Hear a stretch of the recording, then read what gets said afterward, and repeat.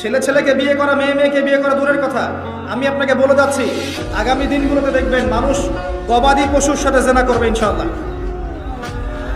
হাদিসে এসেছে হবেই, এটা হবেই।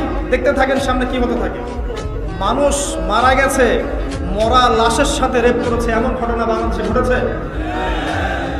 বাচ্চা মেয়ে, একটা বাচ্চা মেয়ে, সে বোঝেই না ভালোবাসা কি জিনিস আর সেক্সুয়াল টাচ কি জিনিস, সেক্স কি জিনিস, আমি কি ভাষায় বলবো বুঝতে পারছি না। একটা বাচ্চা মেয়ে সেটাও জানে না, এই বাচ্চা কোলের বাচ্চাকে পর্যন্ত ধর্ষণ করা হয়েছে, কোনো বিচার হয়নি।